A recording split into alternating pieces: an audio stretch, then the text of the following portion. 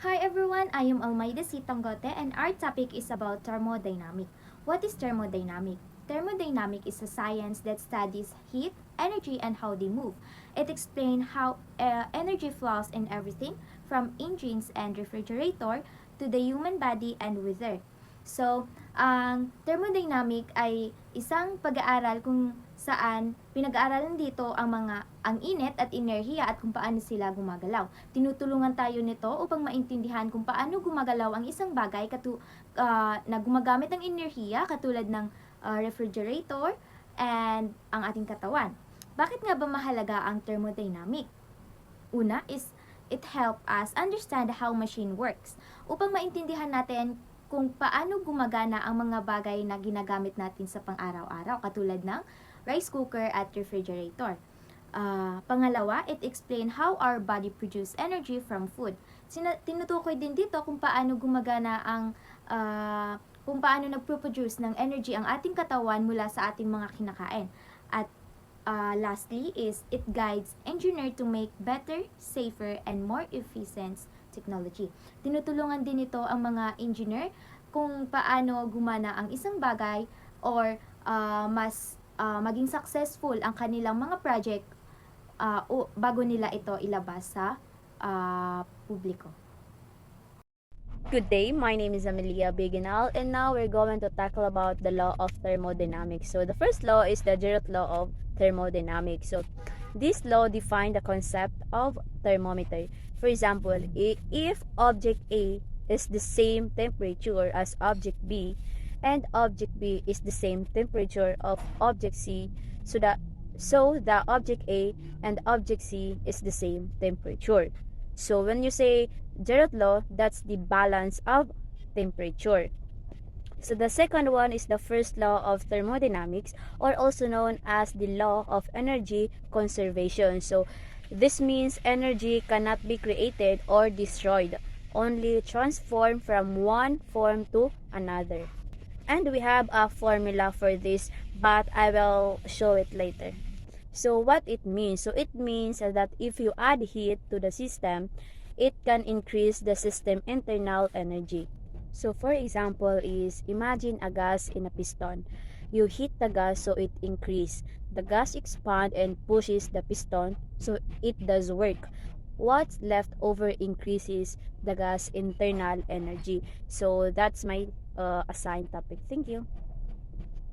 Okay, so good day everyone. By the way, my name is Lumamba Sumaya C. So let's tackle about the continuation of law of thermodynamics. So the first is second law of thermodynamics. So this law says that in any natural process, the total disorder called the entropy of an isolated system will always increase over time. So tumataas siya. It also means that the energy tend to spread out and became less useful for doing work. So every time na yung energy is nag-changes, some of it becomes less useful or usually as heat.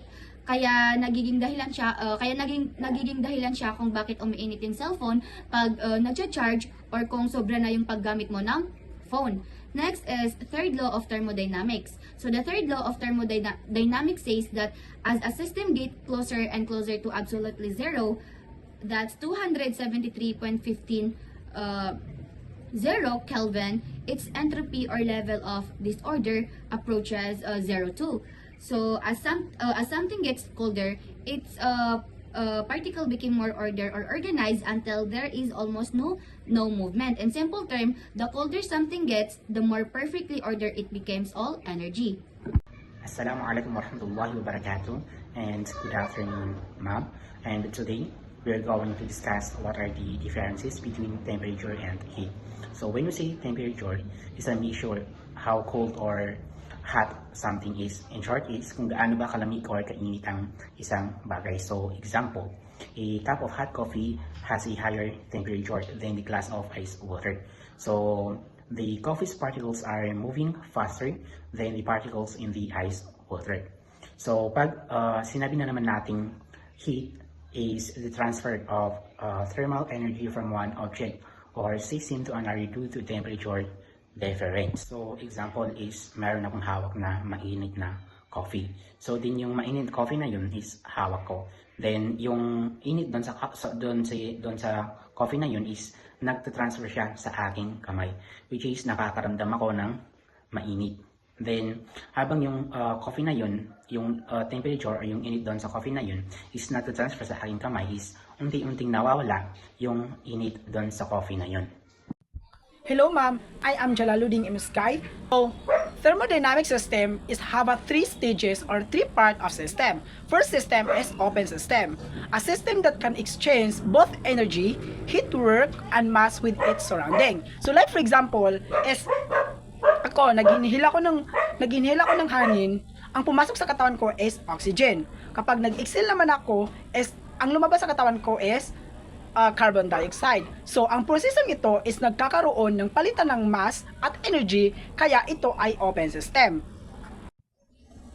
So, the next system is closed system, a system that can exchange energy, heat or work, but not mass with its surrounding. So, like for example, is ang buntis is nagkaanak 7 months or 8 months. So, pag hindi complete yung months ng baby, kailangan siya ma-incubator. So, ang incubator ay ginagamit para sa mga bagong silang ay para mapanatili ang tamang temperature at humidity. Hindi ito tumatanggap o naglalabas ng hangin o ibang bagay mula sa labas, kaya ito ay isang closed system. So, in one word, kailangan closed siya. Ang nakafocus lang doon is temperature at humidity. So, the third system is isolated system, a system that does not exchange energy or mass with its surroundings. So, isolation, like for example, isolated na lalagyan na para sa medical sample sa mga isolation upang mapanatili ang temperatura ng mga biological sample habang nililipat. So, inahasang hindi ito nagkakaroon ng palitan ng init o masa habang ginagamit, kaya ito ay tinawag na isolated system. So, sa madaling salita, nasa isolation room siya. Kumbaga, hindi nakakalabas yung energy and mass. So, nandun lang sa loob. Bawal sa lumabas, kaya mananatili lang siya sa loob. My name is Nasser Salsabiladi. My assigned topic is all about types of energy in thermodynamics. We have 7 types: kinetic energy, potential energy, internal energy, thermal energy, chemical energy, electrical energy, nuclear energy. Kinetic energy, energy due to motion of an object, enerhiya ng paggalaw. Potential energy, energy due to position or elevation, enerhiya dahil sa position.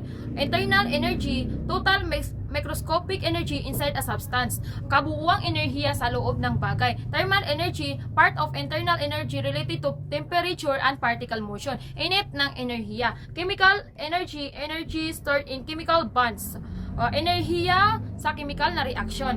Electrical energy, energy from electric charge of currents, enerhiya mula sa chemical. Nuclear energy, energy from nuclear reaction or radioactive decay, enerhiya mula sa nucleus ng atoms. I am Saigamin Hafsa Edge. Thermodynamics is the study of heat and energy, and it plays an important role in many things we use in everyday life. For example, in cooking, heat transfers from the stove to the food. In engines, the heat from burning fuel is converted into energy that makes the vehicle move. Refrigerators and air conditioners use thermodynamic principles to remove heat from inside and release it outside, keeping the inside cool. This shows that thermodynamics is essential in devices that provide comfort and help us in our daily activities. Good day everyone. By the way, my name is Jamima Sarif. My assigned topic is thermodynamics in the human body. Thermodynamics in the human body. The human body operates as a complex, open thermodynamic system governed by the laws of the thermodynamics to maintain homeostasis, convert energy, and regulate temperatures. First law of thermodynamic energy conservation. The body follow the principle that energy cannot be created or destroyed but transforms between forms. Metabolism converts chemical energy from food into usable energy for bodily function. With excess energy stored as fat or released as a heat. So, how our body uses heat and energy. The human body uses heat and energy in a complex interplay to life and function. It's not a simple process, but rather a finely turned system involving several key mechanism and processes. That's all. So, hi everyone, I am Ali Hamima. So, my part to discuss is about entropy and the second law of thermodynamics. So, what is entropy? Entropy means the measure of disorder and randomness. It's a way to describe how organized or messy something is. If something is well arranged, it has low entropy. And if it's messy or random, it high entropy. So, the example is solid ice has organized molecules, low entropy. When it melts into water, the molecules move more freely at high entropy. So, the second law of thermodynamics, energy naturally spread out, means energy does not stay in one place. It always moves or spreads from where there is a lot, like heat in hot water, to where there is less, like cold air. It's like how heat from soap spread into the room. And the second is useful energy becomes less useful over time, means when energy spreads out, it becomes harder to use again. Like when a battery runs out, the energy is gone because it has spread out and is no longer useful. Thank you. Good day, everyone. This is me, Kandag Saliha, and I am the one who assigned to report the role of thermodynamic in climate and weather, heat transfer environment. Thermodynamics is essential in understanding climate and weather as it's govern heat transfer processes and environment. So it influences atmospheric behavior, energy balance, and the dynamic of weather pattern, ultimately impacting the climate change and the global warming. So the Earth receives heat energy from the sun, and that energy doesn't sit still. It spread, move, and transform. So this is where thermodynamics comes in, the science that explains how heat flows and affect matters. There are three main types of heat involved in our environment, and that is the radiation, conduction, and the convection. So the first one is the radiation. This is how the sun energy reaches the earth to the space. That is why we feel warm on a sunny day even though the space itself is cold. The conduction. Conduction, this is happen when heat moves to the solid materials. For example, the ground heating up on a sunny day and warming your bare feet. That's the example of the conduction. It's through the solid materials. And this convection, perhaps the biggest player in weather. This is the three main types of heat involved in our environment. Thermodynamic help us understand how heat is stored in ocean, how ice melt in polar region, and how greenhouse gases trap heat in the atmosphere, leading to the global warming. So, in short, thermodynamics isn't just a science class topic. It's the agent of the Earth environment. It's the agent of the Earth environment affecting the air we breathe, and the rain that falls, and the future of our planets. That's all for my assigned topic, the thermodynamics. Morning, ma'am. My name is Nurjana Pimaylao, and my assigned topics is thermodynamics in engineering, or how engineers use thermodynamics in machine and structures. Engineering in thermodynamics is an aspect of engineering science that study energy. It's conversation among different forms, the ability to perform or work and properties of the substance involved in the process. It's provide engineering with the basic principle to design engines, power plants, heating system, or even the airplane engines. And ginagawa nila to para ilipat ang isang bagay to or energy to heat to another place nang maayos at ligtas. And there are two types of engineering in thermodynamics. There are chemical engineering and mechanical engineering. And engineering apply thermodynamics to machine and structures designed to optimize performance, efficiency, and safety.